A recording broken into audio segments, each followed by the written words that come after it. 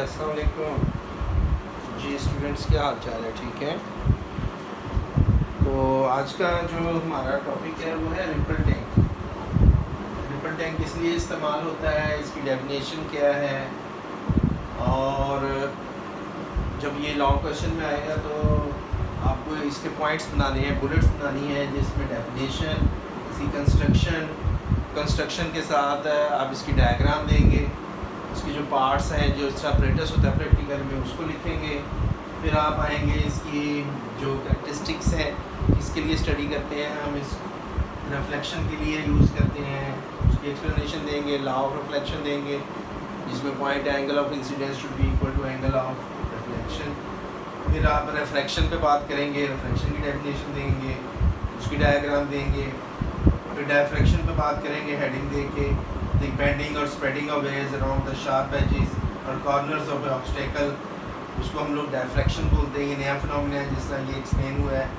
ये इसमें एक स्मॉल ओपनिंग है, स्लिट स्मॉल ओपनिंग रखी गई है, वाटर वेव्स आ रही हैं, टकरा के बाकी रुकावट से रुक रही हैं और जो ओपनिंग है उसमें से गुजर रही हैं। ये इसके एंड हैं, कॉर्नर्स हैं, बड़े शार्प हैं। यहाँ से उन्होंने गुजरने वाली शुआएँ थोड़ी थोड़ी सी जो वेव्स हैं वाटर की, वो बेंड होते हैं सर्कुलर पाथ में, और अगर हम इसको ओपनिंग की विड्थ को ज़्यादा कर दें तो फिर ये जो शेप होगी जो वेव की होगी। तो डेफिनेशन की तरफ आते हैं कि ऐसी डिवाइस जो इस्तेमाल की जाती है प्रोड्यूस करने के लिए वाटर वेव्स या स्टडी करने के लिए वेव्स की कैरेक्टरिस्टिक वाटर की शक्ल में, उसको हम लोग रिपल टैंक बोलते हैं। और रिपल टैंक की जो कंस्ट्रक्शन है उसके पार्ट्स क्या हैं? रेक्टेंगुलर ट्रे है, वो शीशे की आप देख रहे हैं, और वाइब्रेटर उसके ऊपर लगा हुआ है हिलाने वाला। इलेक्ट्रिक मोटर है जो जिसके ज़रिए वाइब्रेटर मूव करता है और डिस्टर्बेंस क्रिएट होती है उसके अंदर, और वेव्स चलती हैं। और ये सारी ग्लास की है, नीचे इसका ना सारा वो आ रही होती है वेव फॉर्म जो ट्रैवल कर रही होती है। वुडन प्लेट होती है जो डिस्टर्बेंस क्रिएट करती है पानी के अंदर। ऊपर इलेक्ट्रिक बल्ब इसने लगाया होता है लाइट के, उसका जो शेडो है ज़मीन के ऊपर बनेगा। वो जब ज़मीन के ऊपर शेडो बनेगा तो आप वेव को ट्रैवल करते हुए देखेंगे। ये स्क्रीन या पेपर नीचे इस्तेमाल किया जाता है, या 1/2 मीटर ऊंचा रखा जाता है तकरीबन। इसकी डायग्राम आपने यहाँ पे देनी है। फिर रिफ्लेक्शन आ जाता है। रिफ्लेक्शन क्या है? ये आपने पढ़ा था कि रे ऑफ लाइट जब एक मीडियम से दूसरे मीडियम में एंटर होती है तो वो उसके साथ बाउंस बैक होती है टकराने के बाद। जैसे हम दीवार के ऊपर बॉल को हिट करते हैं, it bounces back after touching the wall, and if the angle of incidence is equal to the angle of reflection, then we say that the phenomena of reflection take place there, and both of them lie in the same plane, और उनका plane भी एक ही होना चाहिए। उसकी explanation देंगे, उसकी जो डायग्राम यहाँ पे आपकी बुक में जो बनी हुई है उसको बना के आप उसकी डेफिनेशन जो है उसको सपोर्ट करने के लिए उसको करेंगे। जैसे कि ये दिखाई हुई है, ये डायग्राम है, ये रे ऑफ लाइट आई है, टकराने के बाद उस एंगल पे ये इन्होंने वापसी का रास्ता दिखाया है। ये टकराई है और ये वापस हुई है। ये आने वाला एंगल एंगल ऑफ इंसिडेंस है, जाने वाला जो सा ये एंगल बना है ये एंगल ऑफ रिफ्रैक्शन है जो सा। तो डेफिनेशन भी वही है कि when waves move in one medium fall on the surface of another medium, they bounce back into the first medium such that the angle of incidence is equal to angle of reflection, जो मैंने यहाँ लिख दी है। उसकी explanation diagram बना के देंगे आप। फिर आ जाएगी रिफ्रैक्शन। रिफ्रैक्शन होती है ray of light while passing from one medium to another, they deviate a little bit or they change their path while passing into the second medium। जब अपने रास्ते से इनहराफ करती हैं और थोड़ा सा अपना पाथ चेंज करती हैं एक मीडियम से दूसरे मीडियम में एंटर होते हुए, तो हम उस वक्त कहते हैं कि रिफ्रैक्शन हो रही है। रिफ्लेक्शन जो है अमले इनकास है, अक्स से आईने में रिफ्लेक्शन होती है, उसको हम अमले इनकास बोलते हैं अक्स से। और रिफ्रैक्शन जो अमले इनअताफ है जो उनसा ये जो रिफ्रैक्शन इसको बोलते हैं, इसकी भी उसने ये डायग्राम दी है।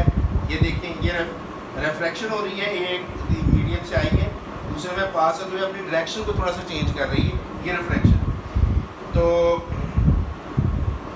यहाँ पर ये करने के बाद नीचे इसका एक पैराग्राफ है, ऑब्जर्वेशन के लिए refraction of water waves.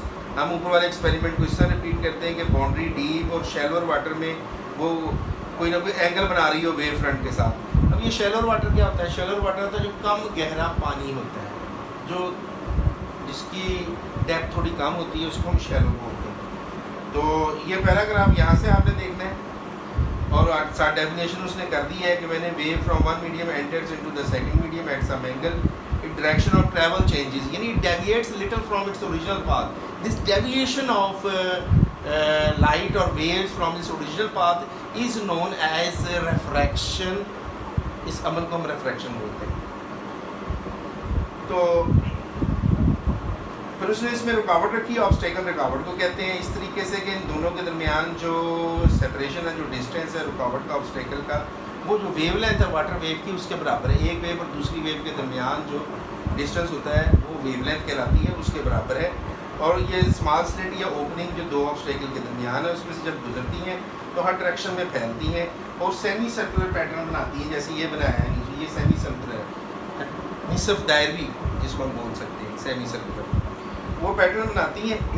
Diffraction जो डायफ्रेक्शन है वेव्स की, अगर साइज ऑब्स्टेकल का वेव लेंथ और वेव के इक्वल हो तो फिर ही पॉसिबल हो। ये इसका एमसीक्यू यहाँ से अंडरलाइन कर लेना है आपने। और स्लिट जो है जिसका लार्जर साइज होगा wave length of water wave से, वो भी इसने यहाँ पे दिखाई है जो दूसरी डायग्राम है उसके अंदर। Only A small diffraction occurs near the corner, उसमें कॉर्नर के करीब यहाँ पर थोड़ी सी डायफ्रेक्शन भी, ठीक है। ये जो बेंडिंग या स्प्रेडिंग है वेव्स के अराउंड द शार्प एजेस और कॉर्नर ऑफ ऑब्स्टेकल और स्लिट, उसको हम डायफ्रेक्शन बोलते हैं। ये डेफिनेशन यहाँ मैंने कोट भी की है, द बेंडिंग और spreading of wave around the sharp edges और कॉर्नर्स ऑफ ऑब्स्टेकल, ऑब्स्टेकल जो है उसके जो कॉर्नर्स पे है उसको हम लोग जो उनसे है ये बोलेंगे डायफ्रेक्शन। इसको ऑब्स्टेकल कर लें, ऑब्स्टेकल कहते हैं रुकावट, ये ज़रा क्लियर कर लें लफ्ज़ यहाँ पे। ऑब्स्टेकल होगी SEA, E के बाद ACL, ऑब्स्टेकल।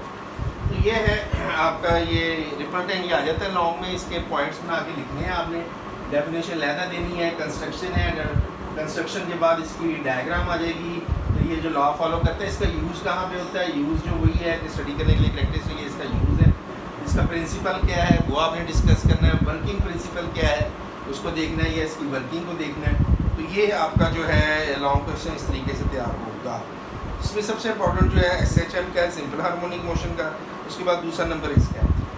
हम एक दफ़ा गए थे एग्जीबिशन में मिज़ान कॉलेज की, तो वहाँ बच्चों ने जो है रिपल टैंक बनाया था, और वो जो रिपल टैंक बनाया था वो ग्लास की ट्रे थी जिसको तकरीबन आधा मीटर ऊपर उन्होंने वो बना के जो स्पोर्ट थी उसके ऊपर रखा हुआ था, ऊपर से लाइट कर रही थी और ज़मीन के ऊपर वेव्स जो थी वो ट्रैवल करती हुई नज़र आ रही थी, जैसे ये इसने बनाया हुआ है। तो इस तरीके से बच्चे खुद भी बनाते हैं, ये जो सा अपरेटस है। इसके अंदर देख रहे हैं कि ऊपर लैंप लगा हुआ है, शेल्वर टैंक है वाटर का, ऑसिलेटिंग पैडल है, पावर सप्लाई आपने दी है पीछे से, जिससे उसमें बच्चे क्या कर रहे थे कि खुद से जो मीटर रॉड होती है उसको प्लेस करते थे, ऐसे प्लेस करने से डिस्टर्बेंस क्रिएट हो जाती थी और बीच में वेव्स बन जाती थी।